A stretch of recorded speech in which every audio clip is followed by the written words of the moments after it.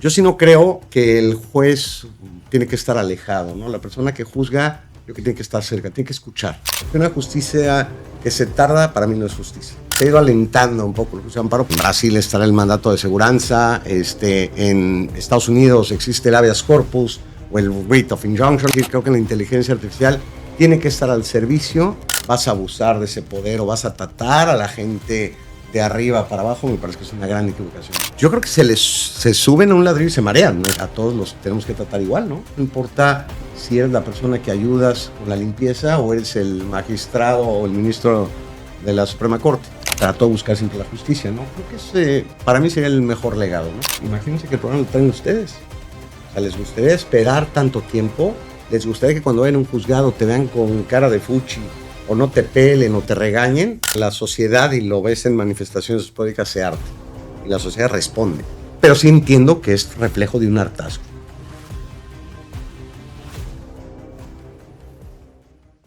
Bienvenidos a su podcast Revelaciones de Justicia.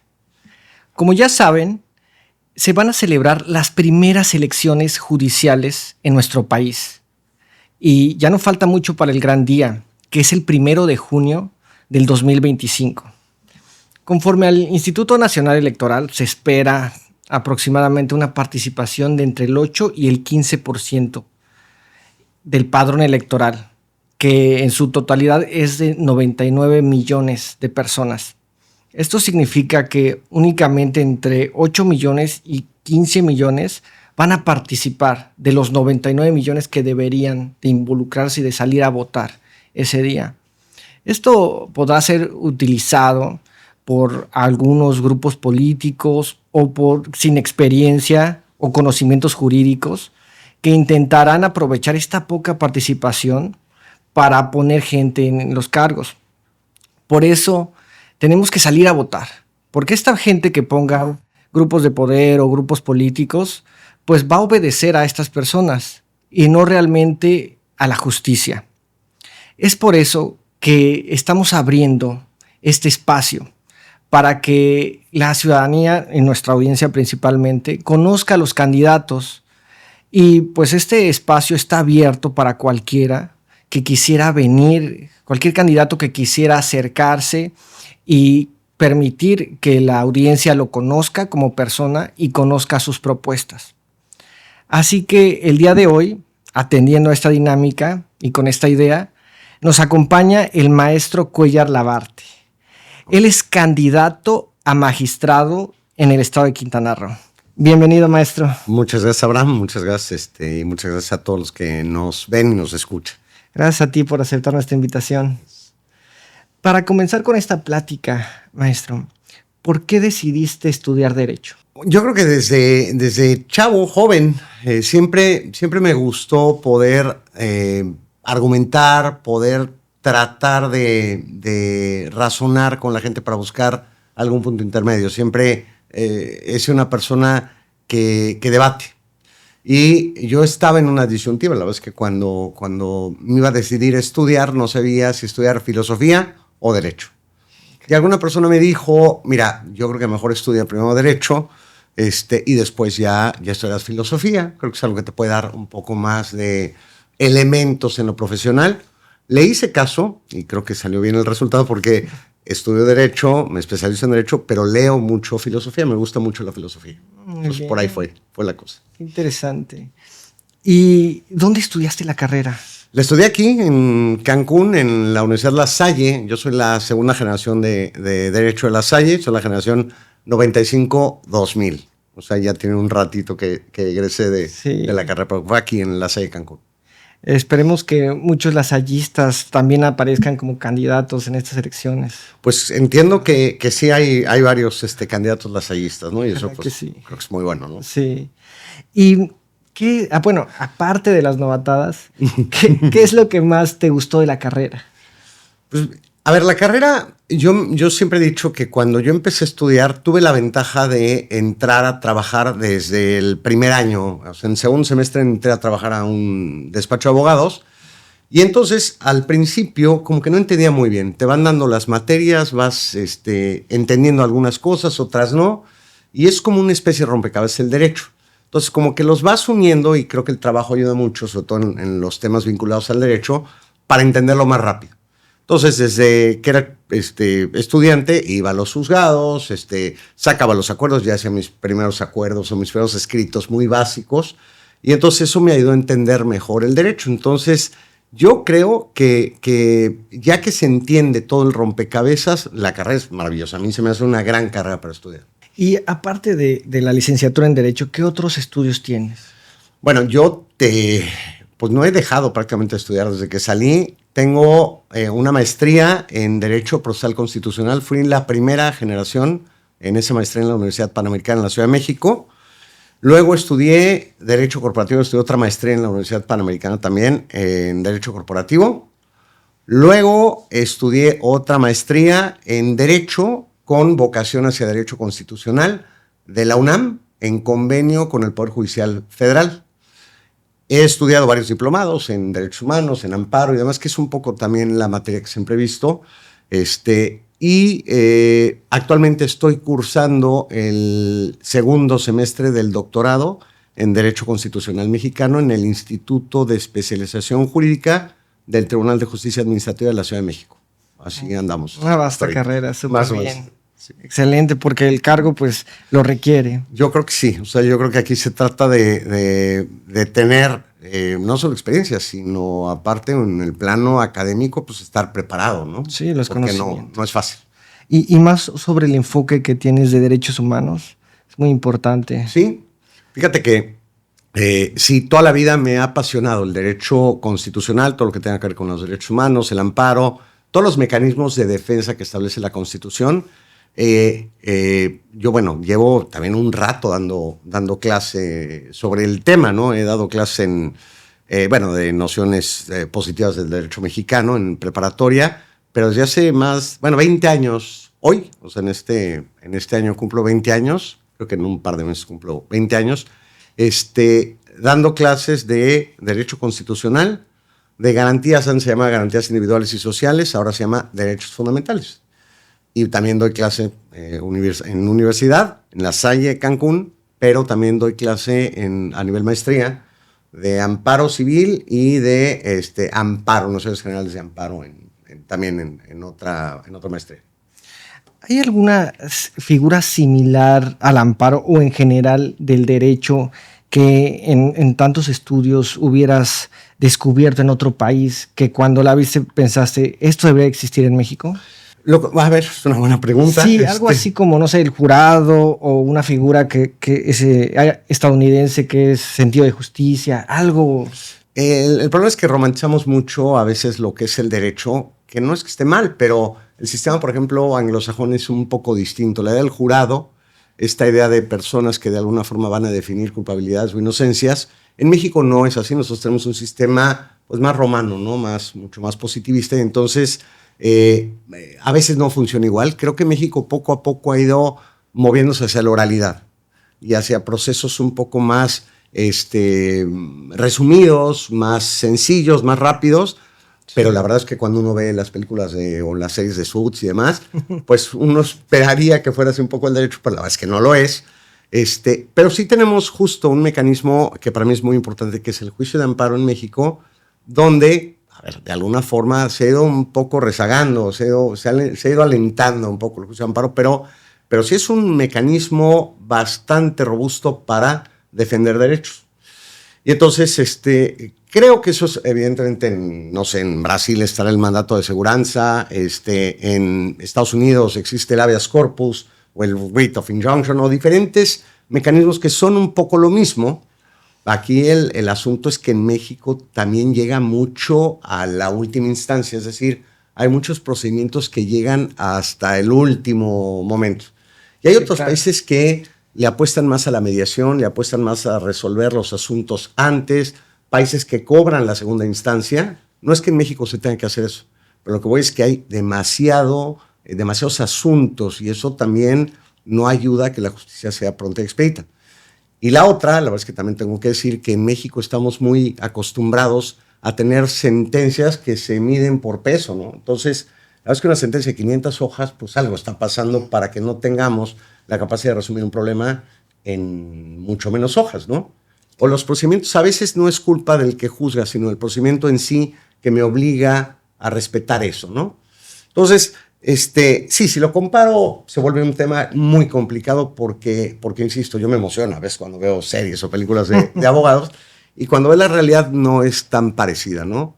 Hay que buscar, creo que el fondo, y un poco lo que he venido sosteniendo hace muchos años, es buscar la justicia como el elemento esencial y hacerlo rápido, porque una justicia que se tarda, para mí no es justicia. Ahorita, con esta innovación de la tecnología y la inteligencia artificial, hay países como Estonia que tienen los abogados, bueno, los jueces robot que en litigios de menos de 5,000 euros son los que determinan. Y pues en Estados Unidos o Inglaterra que están abogados en aplicaciones, bueno, que pretenden ser abogados. Uh-huh. ¿Qué opinas sobre el uso de la inteligencia artificial en la procuración e impartición de justicia? A ver, yo creo que es buena, yo creo que acelera muchos procedimientos, pero todo con medida, ¿no? Yo creo que tampoco puedes apostarle toda la inteligencia artificial porque una de las características o virtudes que tiene que tener un juez o una jueza, cualquier que se dedica a administrar justicia, es esta sensibilidad, esta percepción a veces emocional para saber qué están diciendo. Ya ves, la inteligencia artificial creo que no lo podría captar. Creo que podemos jugar con las dos herramientas. Es decir, creo que la inteligencia artificial tiene que estar al servicio de las personas para desarrollar ideas y hacer más fácil todo. Claro. Por supuesto que la tecnología es importantísima, ¿no? Sí, como una herramienta más que nada. Es una herramienta, desde mi punto de vista, sí. Ya nos platicaste de que fuiste catedrático, bueno, que eres catedrático, que muchos afortunados como yo que tuvimos la oportunidad. Te lo agradezco. Aparte de la cátedra, ¿nos puedes platicar más para que la audiencia conozca tu experiencia laboral? ¿Dónde has trabajado? Claro. Pues mira, la verdad es que sí, muchas chambas no he tenido porque pues ha sido como de estar en un lugar mucho tiempo. Yo estuve, y justo era la primera pregunta que me hacías, ¿qué me lleva a estudiar Derecho? Y luego, ¿qué me lleva a pensar en juzgar? Desde que yo entré a la carrera, yo le decía a mi jefe en ese tiempo, el licenciado Jorge Abraham Magaña, que en paz descanse, le decía que yo me gustaría en algún momento de mi vida juzgar.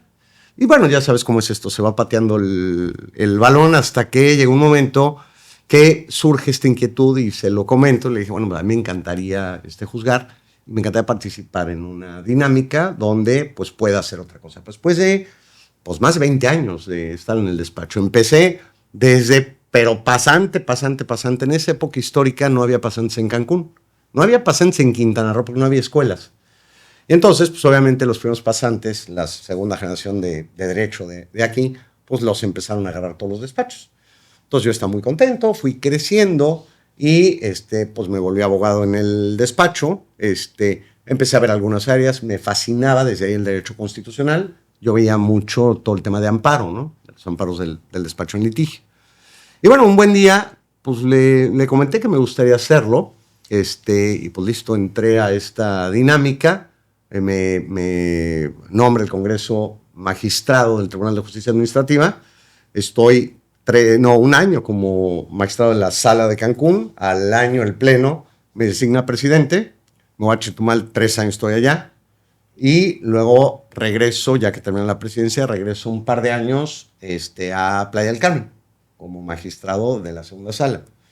Y ahí se acabó mi vida profesional porque, no he hecho mucho en el sentido de he estado como en el mismo lugar mucho tiempo, pero mi experiencia desde por lo menos mi humilde punto de vista es, pues he estado de los dos lados en la barrera, ¿no? He sido un abogado que pues, al final postula asuntos, que está viendo a ver cómo puede lograr el objetivo en función de lo que te encarga el cliente o de lo que ves. Obviamente me tocó hablar como un abogado con los jueces, con las juezas y las magistradas y los magistrados. Entonces esta dinámica pues, te da como que otras herramientas. Y cuando me toca juzgar, pues también soy mucho más empático cuando viene el gobernado, cuando viene el justiciable a decirle, bueno, a ver, cuéntame qué pasa.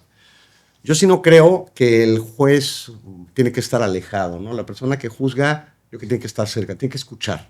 No puede estar desde el pedestal pontificando porque pierdes mucho esa sensibilidad. Es un poco lo que he venido sosteniendo, ¿no? Entre más cercano, más humano seas con las personas, puedes entender la problemática e incluso puedes darte cuenta de cuál es la dolencia específicamente. A veces el problema crees que es uno, pero en realidad hay otro problema, ¿no? Entonces, te digo, desde el plano profesional ha sido muy lineal mi vida en ese sentido. Yo creo que ha sido una fortuna, ¿no? Porque tampoco es que haya tenido 50 chambas, pero pues creo que han sido trabajos que me han permitido como enriquecer esta parte que quiero, que es exclusivamente el derecho. Claro. ¿Y qué es lo que más te ha gustado de la cátedra, del servicio público y pues de ser abogado postulante? Creo que el interactuar con la gente me gusta mucho.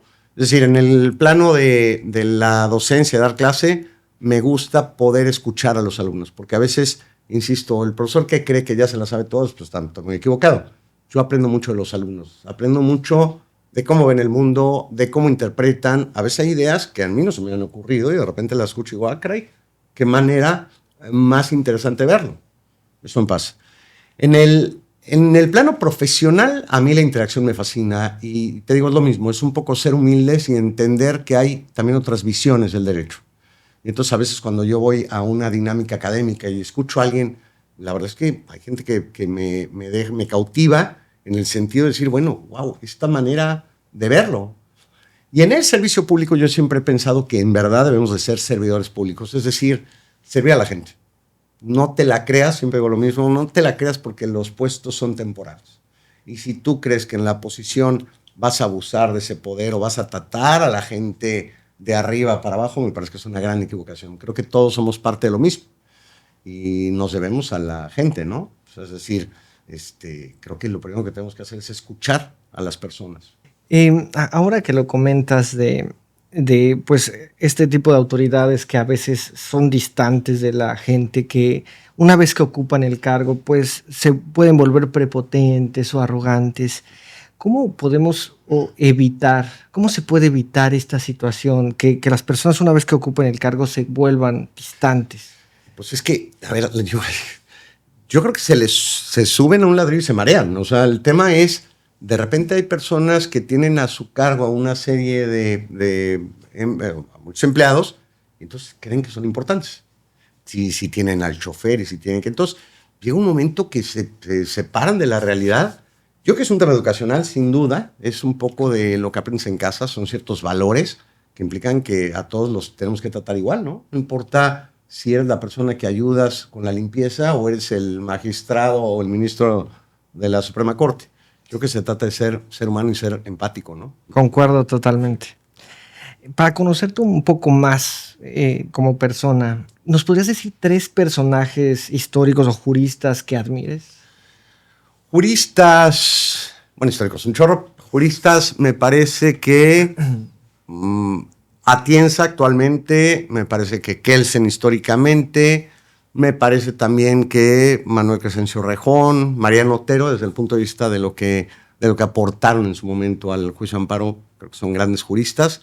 Hay Héctor Fixamuno, el doctor Héctor Fixamuno se me hace una persona extraordinaria, falleció hace poco, pero también una persona que tuve la fortuna de estar en algunas clases con él y bueno, era una maravilla. Él ideó el derecho procesal constitucional cuando fue su tesis, creo que de los 60, ¿no? Algo extraordinario. O sea, hay muchísimos que digo, wow, es impresionante. ¿Y algo en general, algún común denominador que sea el motivo por el que los admiras? Uno, la claridad de las ideas. A ver, me faltó Ferrajolis, Zagrebelsky, Robert Alexius. Hay varios que también son maravillosos. A mí me gusta mucho leer a los juristas y que quede claro sin que le den tantas vueltas, que es un poco también lo que busco en la justicia.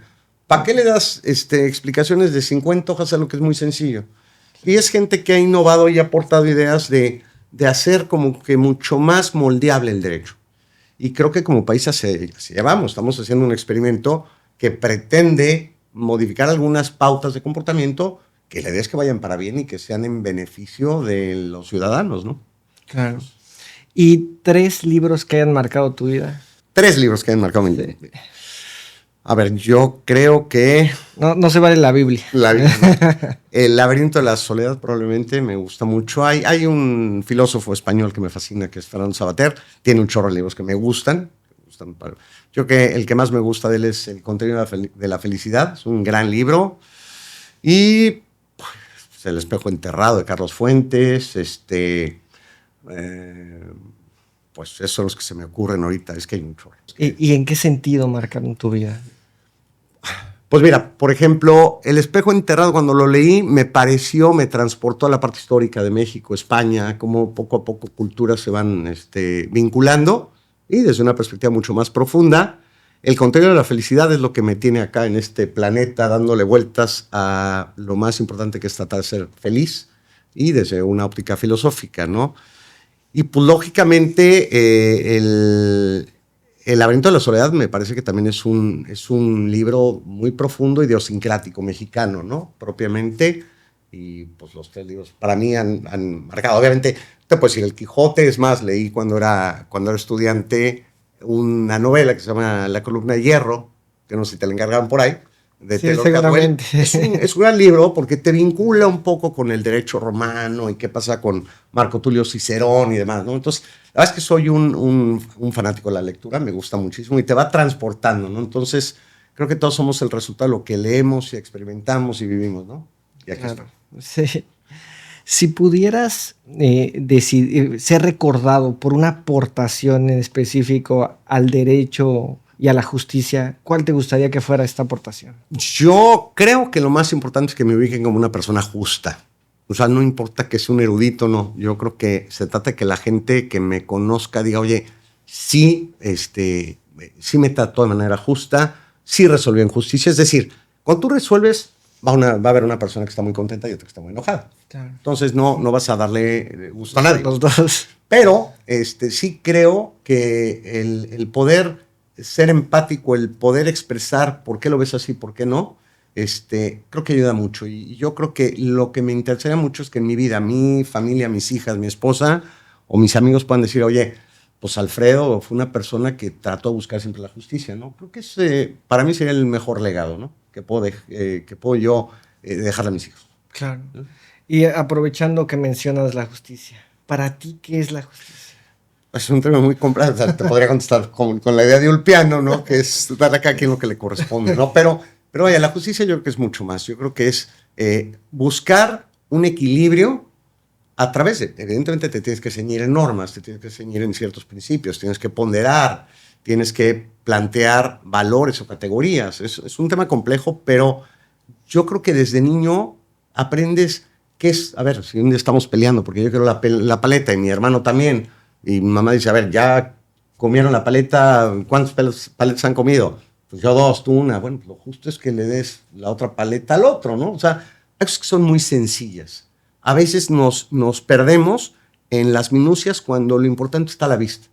Entonces, la idea de justicia para mí tiene que ver con intentar equilibrar, buscar equilibrios que al final hagan que incluso aquel que sienta que perdió reconozca que no tenía razón. Eso es para mí sería una maravilla, ¿no? Claro. Es un poquito la intención. Qué interesante. Sí. Ahora que mencionas la justicia, tu concepto, sé que este tema es un poquito más legislativo, pero me gustaría tu opinión como estudioso del derecho. ¿Cómo hacer para tener leyes más justas? Para tener leyes más justas. O verdaderamente justas. Creo que ahí está el concepto. Está cañón. Y no porque, o sea, la ley, no porque sea ley es justa. Exacto. Esto es importante partir de eso, ¿no? ¿Cómo hacerle? Lo primero, creo que se necesita una técnica legislativa más desarrollada. Se necesita que se estudie muy bien qué impacto puede tener una norma en el sentido de contrastarla frente a la Constitución y decir, bueno, a ver, espérame, es que esto está mal. Si tu norma trae una desproporción, si tu norma es inequitativa, ya de ahí vamos mal, ¿no? Buscar una norma 100% justa es muy difícil porque la sociedad se va moviendo, va evolucionando y a veces lo que hoy parece ser justo, pues mañana probablemente no. Las inclusiones, las minorías, los grupos vulnerables, antes les parecía a los legisladores y a la sociedad razonable que tuvieran algún tipo de exclusión. Hoy la realidad es que no. Entonces el derecho también cambia en función de la sociedad y en función de los cambios que tiene la sociedad. Entonces hablar de una norma 100% justa me parece que hay ciertos principios elementales que tienen que ver con buscar equilibrios, que tienen que ver con equidad, que tienen que ver con proporcionalidad, que tienen que ver con los debidos procesos, la audiencia, ese tipo de cosas tienen que estar en cualquier norma, ¿no? Para que por lo menos me den derecho a defenderme. Cuando tú pierdes la capacidad de defenderte o cuando tienes limitantes a la posibilidad de expresarte o de desarrollar los derechos, ahí me parece que estamos mal. Una norma que lo limite, que lo restrinja, creo que esa norma no es justa. Y ahora, una norma que no lo haga, habrá que visualizar si históricamente es justa hasta cierto punto, hasta que un buen día digan las y los mexicanos, pues ya no nos parece tan justo, ¿no? Es por ahí, es muy complicada la pregunta. Hay un ejemplo que siempre pongo en mi despacho de algunas leyes justas. Uh-huh. Hay una en el artículo 79 del Código Penal del Estado de Quintana Roo que habla sobre la prescripción de los delitos de querella. Sí. Cómo en los delitos que se persiguen a petición de parte, pues es 1 año a partir de que tienes conocimiento. O sea, en friega. En friega. Para llegar a tu expediente al tribunal, el ciudadano tiene la carga. Y es en la media aritmética o menos, o al menos 3 años en los delitos de oficio. Uh-huh. Esto a pesar de que en los delitos de oficio la Fiscalía tiene todas las herramientas institucionales, toda la maquinaria del Estado y los recursos materiales humanos para pues hacerlo más rápido. Uh-huh. Entonces, ¿cómo esto pues para mí representa un desequilibrio? Y pues es uno de estos tipos de leyes de las que nos gustaría que, justo, que fueran justas. Lo acabas de decir, o sea, a veces la norma la crean pensando en alguna cosa y dicen, a ver, pues lo que pasa es que pues, si le interesa que lo mueva y que lo haga rápido, no toman en cuenta una serie de circunstancias que pueden agravar la posición del que se duele y que le pide al Estado que lo ayude. Primer problema grave. El segundo problema, si la idea fue, a ver, es que si tienes interés lo vas a mover tú, pues espérate, sé razonable. Sé razonable porque en lo que preparas, si tienes 1 año en un tema de querella y por cualquier razón te atoras, porque puede ser incluso hasta un tema traumático, claro. Ya valiste, ¿no? Sí. Y a mí me parece que esas son las normas que tenemos que verlo en lo esencial. ¿Qué persigues con esto? Entonces buscas partes que sean razonables. Y creo que siendo razonables en la forma en la que se elaboran las leyes, en la forma en la que se juzgan, en la forma en la que se valoran las cosas, llegaríamos a mejores resultados.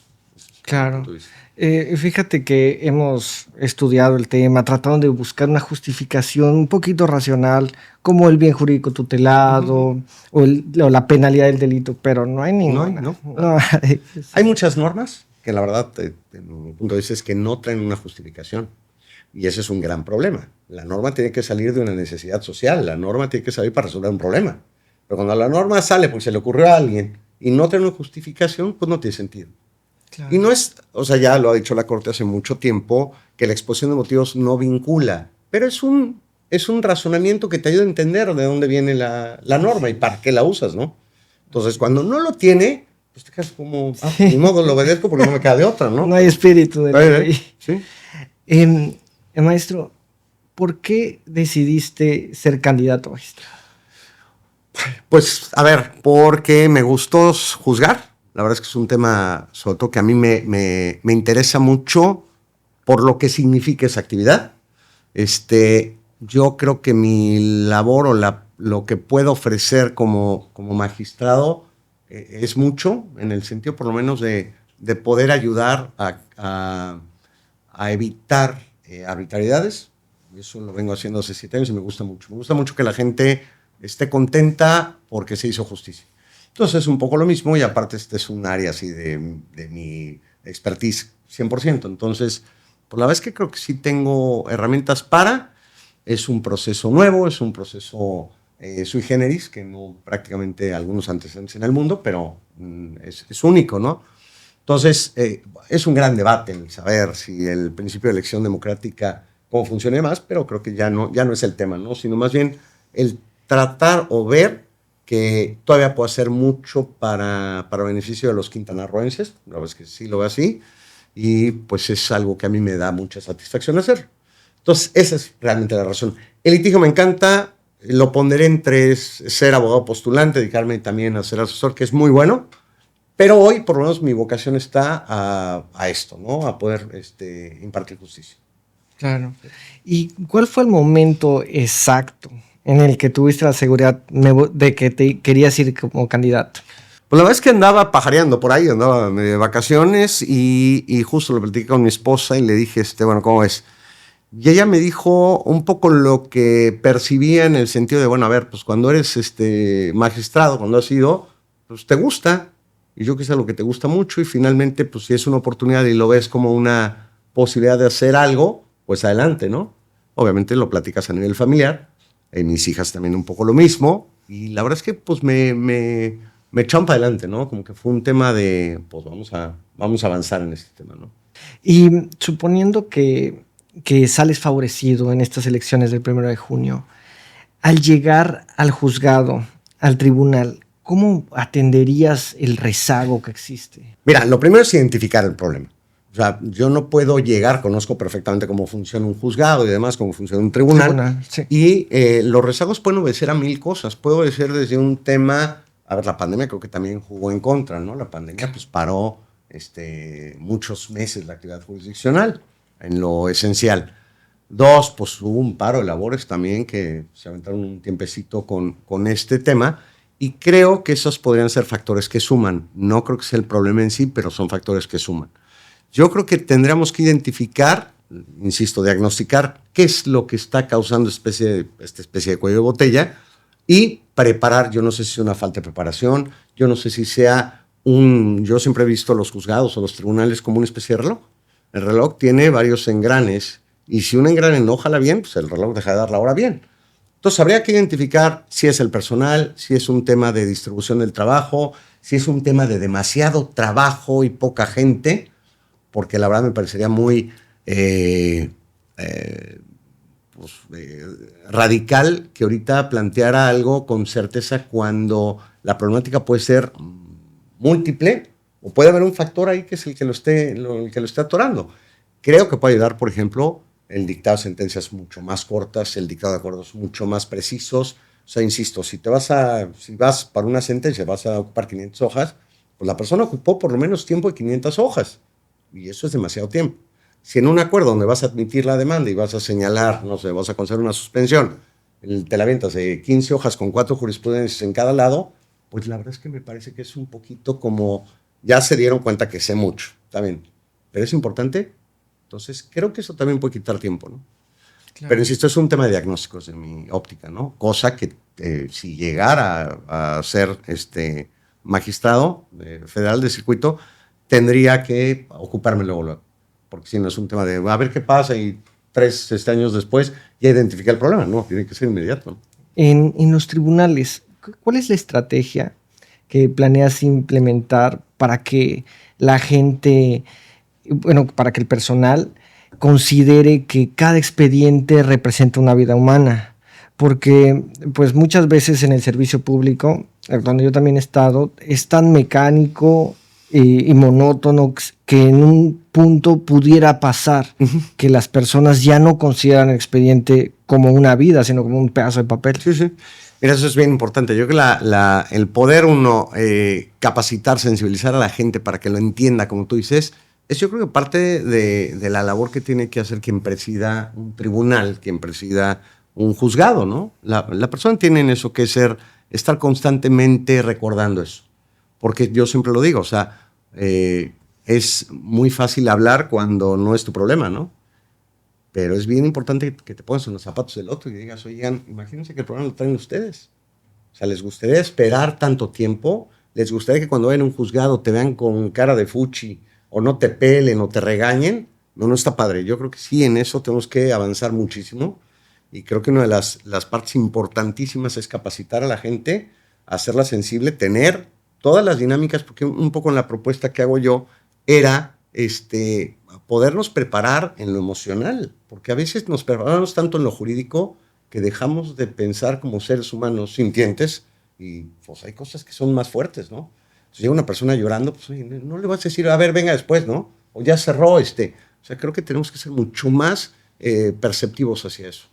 Y la otra es que, lo que platicamos hace rato, tampoco te creas lo máximo, ¿no? Entonces, pues la otra es que te vean como un igual, desde el punto de vista humano. Entonces, creo que ese tipo de liderazgos pueden ser muy buenos para que la gente esté trabajando a gusto. Porque también, igual la gente trabaja de las 7 de la mañana a las 12 de la noche todos los días, no la pelan, parece maquinita, y hay un momento que se harta, ¿no? Entonces, yo creo que ahí hay que identificar qué está pasando y por qué se ha vuelto tan mecánico todo. Sí, sí, claro. Eso es un poquito el diagnóstico, ¿no? Sí, como comentas, es muy importante que el servidor público esté bien para que atienda a la gente y también que esta atención sea como si el justiciable fuera un familiar. Sí, claro. Yo veía en el servicio público como algunos compañeros, pues, a sus familiares cuando se acercaban, todo. Pero era un ciudadano que no conocían y pues el trato... Terrible. Es terrible. No, y lo vivimos todo el tiempo. La verdad es que hay gente que te atiende, que verdaderamente sales con una sonrisa que dice, oye, me ayudó, vio cómo tenemos experiencias recientes, así que no puede ser.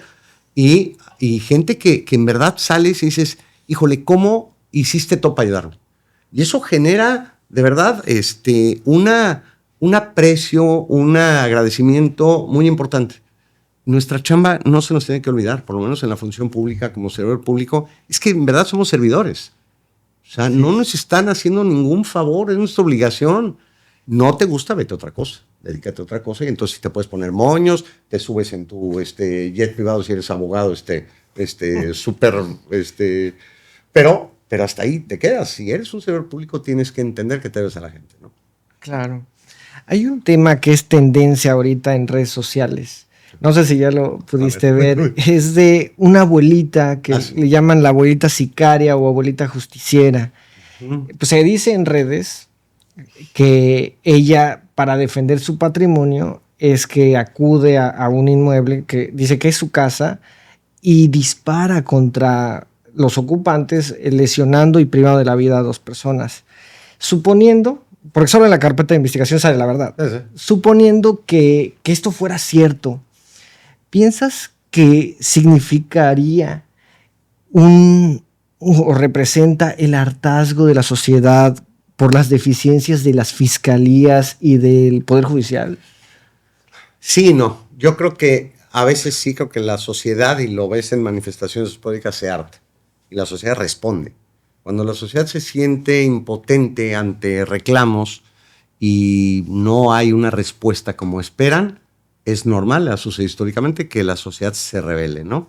Y es un punto importante. Ahora, hay otros que se suben a esta ola y por intereses personales empiezan como a hacerse justicia por propia mano, y me parece que de ahí venimos, ¿no? Es decir, esta idea antiquísima romana de poder defender en función un poco la ley del talión, pues acaba mal generalmente a nivel social.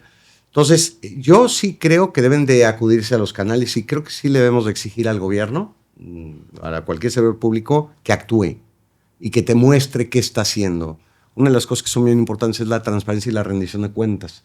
Pero si no rindes cuentas, no eres transparente, no avanza nada, entiendo, creo que desde el punto de vista jurídico no se puede justificar un actuar transgresor de la ley a ese nivel, ¿no? O sea, no puedes matar a 2 personas porque pues, te parece que están afectando tu patrimonio, ¿no? Pues, te digo, pues, al ratito sale el otro y mata a toda su familia porque pues ya le mató a 2 y esto es interminable, ¿no? Pero sí entiendo que es reflejo de un hartazgo. Habría que ver, como dicen los americanos, caso por caso, para saber en dónde sí hay un reclamo legítimo y dónde hay un abuso también. ¿Cómo podría hacerle el Poder Judicial para recuperar la confianza de la gente? Yo creo que lo primero que hay que hacer es volver a comunicar, volver a vincularnos con las personas. Insisto, a veces se entendía al Poder Judicial Federal como un ente independiente, ¿no? Era como la primera clase jurídica y luego había diferentes clases. Y esa lejanía, a ver, iba a decir pedantería o soberbia, pero no creo. Yo creo que hay gente que vale muchísimo la pena dentro del Poder Judicial Federal, ¿no? Muchísima gente muy capaz, muy justa, con trayectorias intachables, ¿no? Sí. Yo creo que en buena medida, en la mayoría. Pero lo que sí les falta y lo que nos falta, caso es esta vinculación. A ver, ¿de qué me sirve estar dictando sentencias si nadie las va a conocer? ¿De qué me sirve razonar profundamente si no puedo explicarlo? ¿De qué me sirve estar en una posición donde puedo ayudar si nadie me entiende lo que estoy haciendo, ¿no? Entonces, yo creo que sí es muy importante que dejemos un poco este lenguaje propio de los abogados, de todo complicarlo, en lugar de llamarle vaso, le pones que es un artefacto cilíndrico. Entonces, la verdad es que se vuelve muy complicado. Y nos pasa a todos con el médico, ¿no? Vas con el médico y para decirte que tienes gripe te da 50 diferentes cosas que no tienes ni idea de qué significan. Eso hacemos los abogados a veces. Y creo que tenemos que ser más sencillos al hablar, más claros al expresar las ideas. Si eso lo logramos y aparte decimos, señores, a mí me gustaría mucho explicar, es una idea que tengo, cuando vengan las sentencias importantes, salir un poco a explicarlas. Públicamente decir, a ver, señores, pasó esto, pero no es lo mismo que yo te explique que un juez de amparo puede revisar el control de constitucionalidad, lo abstracto, no sé, diferentes conceptos que pueden ser profundos, a decirte, a ver, lo que yo voy a hacer como magistrado en tribunal colegiado, me voy a sentar, voy a hacer lo último de lo último. De los asuntos que vienen de cualquier lado, yo veo lo último. Y nos sentamos 3 personas a discutir. Si nos ponemos de acuerdo, estamos listos. Si alguien no está de acuerdo, lo va a decir. Y es 3-2. Quien gane de esos 2, se queda. Pues, yo creo que si lo explicas así es más sencillo, ¿no? Claro. A que, si insisto, un voto minoritario, me aparto del criterio, pues no te entiende nada, ¿no? Entonces, creo que eso sí hace falta. Sí, y las sentencias explicadas creo que reflejan transparencia. Sí, claro. Transparencia y cercanía, sobre todo. Sí, sí. Sí, insisto, hay sentencias que hasta el abogado de la ley dice, no la entendí. Ahora, imagínate, explícaselas al cliente. Pues se vuelve algo terriblemente complejo, ¿no? Y hay en estos excesos un tema de teoría, te puedes aventar 50 páginas en la sentencia de teoría, que digo, pues te la aplaudo si quieres, la entendiste muy bien, pero ¿sirve de algo? Sí, ¿no? La verdad es que yo creo que... Claro. ¿Cómo garantizar que el personal del tribunal, que todos atiendan al justiciable con perspectiva de infancia, de género, de personas con discapacidad, de pueblos indígenas? Uh-huh. Es decir, que apliquen medidas reforzadas para proteger derechos humanos. Porque muchas veces haces la demanda con jurisprudencia y argumentos y pues realmente no se aplica en ocasiones. Sí, sí. A ver, yo creo que tienes que capacitarlos sin duda. Tienes que capacitarlos en el plano cognoscitivos, en el plano de que entiendan de qué se trata cada cosa, de lo que platicamos. La otra es ser empáticos con lo que vive las minorías, los temas de inclusión, los temas de los pueblos originarios, lo que tú quieras. Tienen que ser empáticos con eso. Tienen que conocerlo. Tienen que saber cómo tratarlo, porque no es solamente decir, bueno, ya sé. Pero no, tienes que juzgar con perspectiva. ¿Qué significa? Que cumplas con una serie de estándares que te permiten identificar si es una categoría sospechosa y demás, y eso te va a permitir dictar una resolución que se ajuste a esas necesidades. Es un poco, a ver, si me permiten el símil con la materia probablemente agraria, laboral, donde hay un desequilibrio para compensar otro problema social. Es decir, no puedo poner de igual a igual al patrón y al trabajador porque el trabajador tiene otras condiciones de desventaja sobre el patrón. Lo mismo sucede con ciertos grupos cuando sabes que padecen históricamente de una serie de violaciones sistemáticas a sus derechos, tienes que ponderar eso. Que no ponderes en la perspectiva de género lo que una mujer dice, y hemos visto algunos ejemplos recientes que de repente dicen, no puede ser, que no se entienda esto. La importancia de que la afirmación de la mujer es suficiente para de principio creerle, ¿no? Claro. Y regresamos como a la primaria, ¿no? Entonces, creo que es bien importante que esto se quede, sea algo claro, sea algo sistemático y que se entienda muy bien. Y que cuando no se entienda muy bien, pues sí se refuerce. Y si es necesario se castigue, porque me parece que es un tema muy delicado, ¿no? Claro. Y en los juzgados, y bueno, en cualquier fuente laboral, en ocasiones hay chismes, controversias. ¿Cómo llevar? Me imagino que ya tienes experiencia. Ya, bastante. ¿Cómo llevar un buen ambiente laboral? Mira, yo era mucho dos cosas. La primera es, yo siempre decía cuando me ha tocado la función pública, es no quiero chismes, por favor. O sea, no me importa este tema, de verdad, si no es algo importante, y hay un filtro socrático para eso, ¿no? No me acuerdo muy bien cómo iba, pero cuando te dicen algo, la pregunta es, ¿estás seguro? Pues no muy seguro, porque ¿sirve de algo que lo sepa?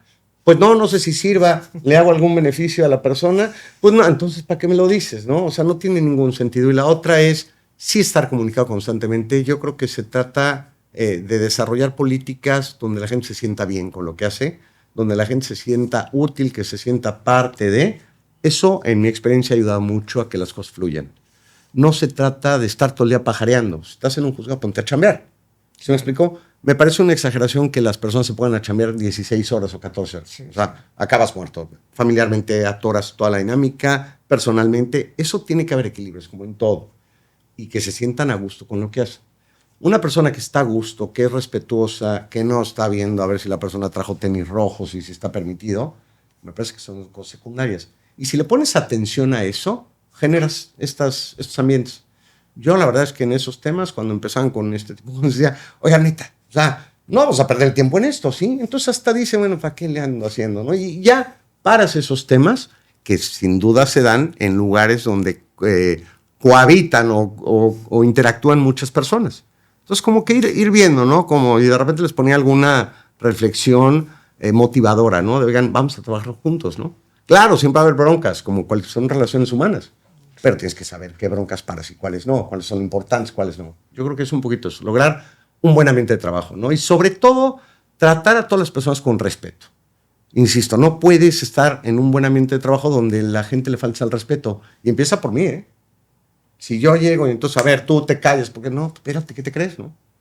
Pero entonces, lo mismo que pido, pues creo que es algo que tengo que hacer, ¿no? Sí, porque lo que pasa dentro, pues afecta afuera, al servicio que dan, a sus funcionamientos. Sí, sí. A ver, ¿te ha pasado que vas a algún juzgado o vas a algún lugar y tú tienes una cara sí. No lo puedo decir en vivo, pero terrible? Entonces, ya desde ahí dices, uy, y entonces es un poco como, híjole, no vaya a decir algo que es como aquel chiste, ¿no? El cuate que va en el taxi, ¿no? Y está pensando, el taxi es súper serio, está pensando qué le digo, es que si le digo algo y me regañen, ¿no? Entonces, total, al final dice como pues sí, el taxi solo te dice, pues no te bajas, ¿no? O sea, pues, para donde te muevas es un problema. Entonces, esto es lo que tenemos que entender cuando llega alguien a un juzgado, es la cara, la manera en la que recibes te puede dar la confianza para decirlo o puede inhibirte, porque, híjole, no puedes decir ninguna tontería, pero ve la cara, o que no te pelen, o que te volteen los ojos, ¿no?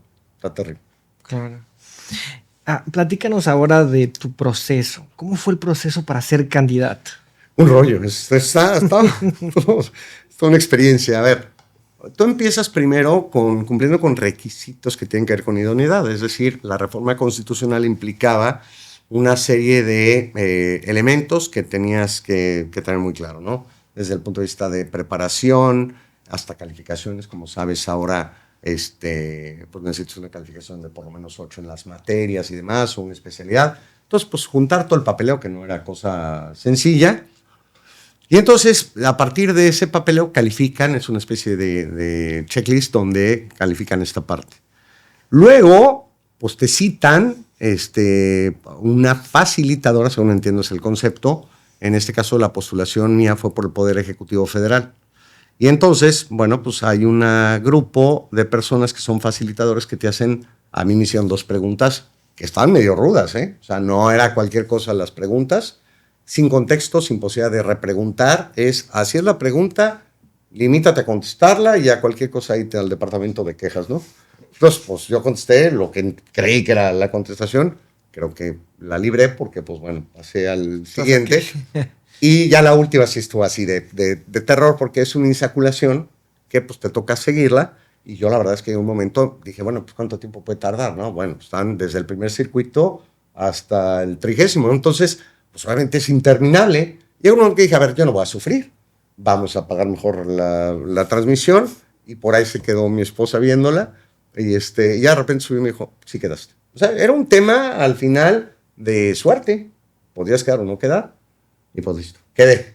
Y heme aquí. Con el número que quedaste, ¿cuál fue el número?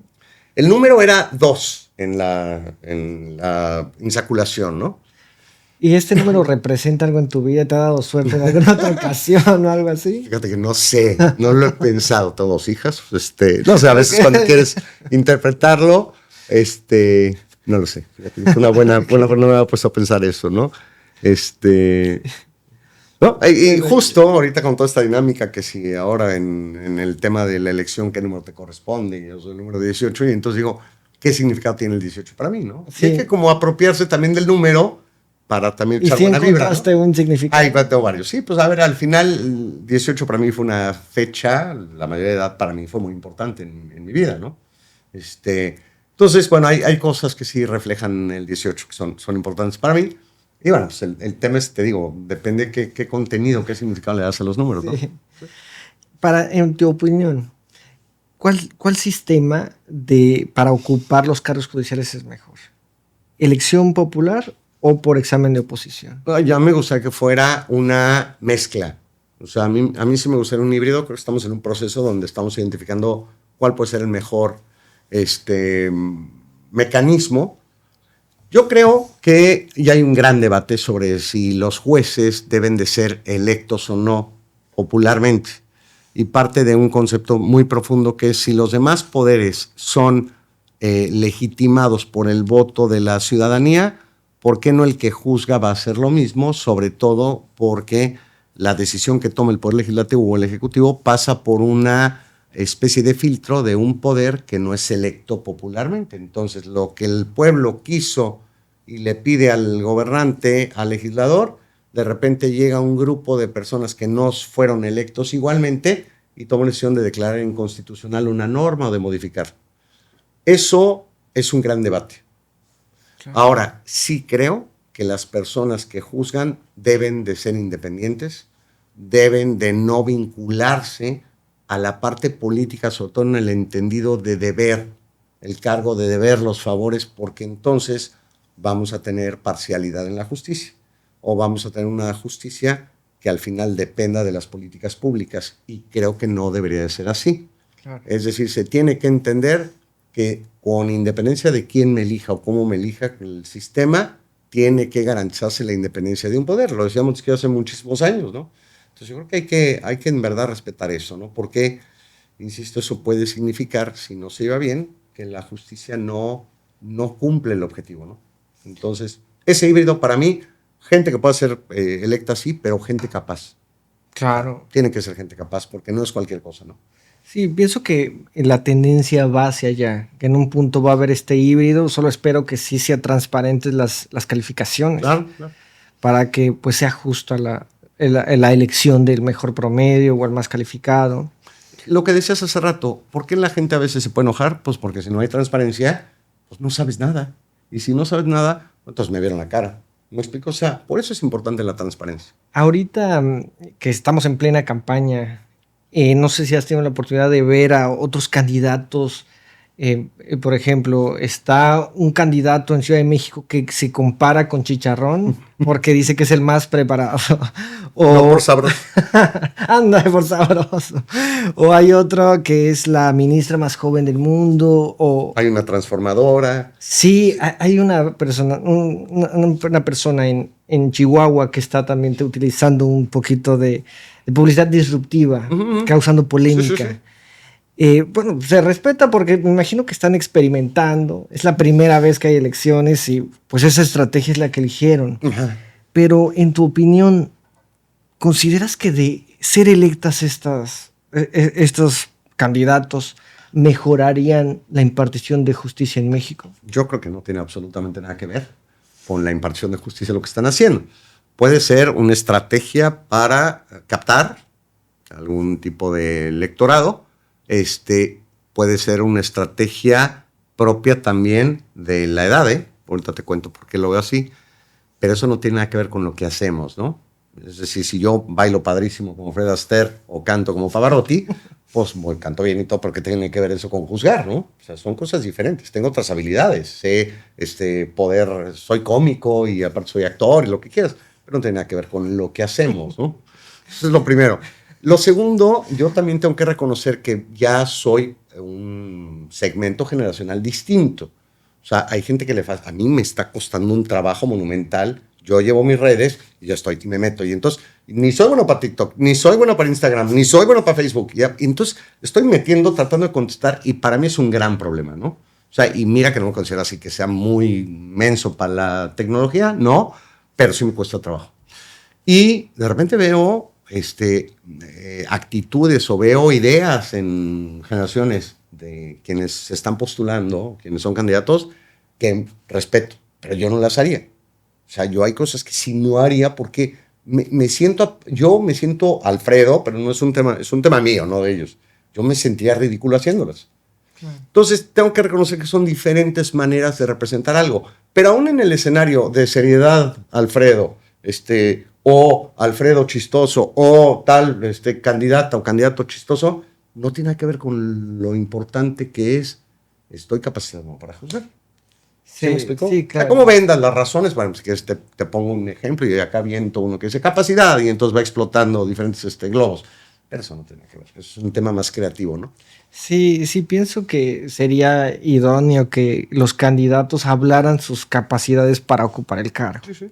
A ver, yo siempre cuando veía una campaña política me quejaba que el candidato le mentaba la madre a la otra y la otra le decía y sacaban la pancarta y le fregaban. De fondo, ¿qué propones? O la otra es, ¿por qué te peleas con los demás? O sea, explica qué tienes que hacer. La gente debe votar mi teoría debería votar por la persona que sea más afín a lo que están buscando. ¿Se me explicó? Sí. Entonces, creo que por ahí iría. Yo por lo menos así lo voy a hacer. O sea, yo no voy a hablar de los demás. Yo voy a hablar de mí, voy a hablar de lo que pienso, de lo que siento, de lo que propongo, de quién soy, qué he sido y qué pretendo ser, ¿no? Hasta ahí llego, ¿no? Y la verdad es que habrá gente que me ha dicho, me ha escrito por ahí de, oye, ¿y si haces tal cosa? Pues no, oigan, mil gracias, pero no puedo. Hasta ahí. Me gustaría darte un espacio, ya estamos a punto de finalizar el episodio, para que de manera directa, bueno, si quieres, le dirijas un mensaje a la audiencia. Yo creo que es importante, punto no lo dijiste hace rato, Abraham, es que la gente sí sea corresponsable de que es una votación importante en la historia de México, que la gente asuma también, porque a veces como que dejamos que otros toman decisiones por nosotros, y creo que no se trata de eso, se trata de salir a votar. Voten por quien se les pegue la gana. O sea, el tema no es que voten por mí, voten por quien quieran, pero háganlo con conciencia, háganlo convencidos de que ese es el mejor o la mejor candidata. Esto es para mí el mensaje que yo quiero enviar, y sobre todo participen, porque las sociedades se desarrollan en función de la participación ciudadana y hay que asumirlo, insisto, como tanto un derecho como una obligación. Creo que es importante que esto se tenga presente. El 1 de junio habrá que votar, medítenlo, vean cuáles son los candidatos. No está fácil el sistema, la verdad es que es un sistema muy complejo de votación. Yo iré explicando un poco en la medida de mis posibilidades de cómo se va a hacer esta votación, pero sí creo que sobre todo lo más importante es el ánimo, la voluntad de ir y de votar. Entonces, tomen la mejor decisión posible, ese sería el mensaje, y voten. Excelente. Muchas gracias, Abraham. No, gracias a ti por acompañarnos. Más allá de nombres o de los invitados que vengan al episodio, el objetivo principal de este canal es que pues, reflexiones sobre la importancia de ir a votar este 1 de junio del 2025, de ejercer tu voto y pues decidir con conciencia, como lo decía el maestro, sobre a quiénes vas a permitir que ocupen los cargos judiciales e impartan la justicia de este país.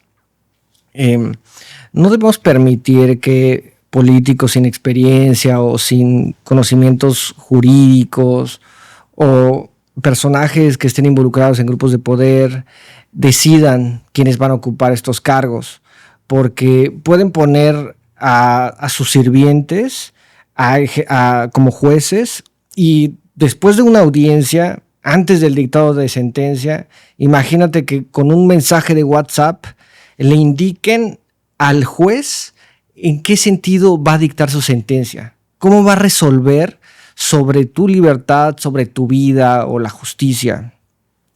Los ministros, los magistrados, los jueces, estos cargos deben de ser ocupados por personas con la capacidad jurídica, con valores y con un servicio de espíritu, con un espíritu de servicio hacia la población.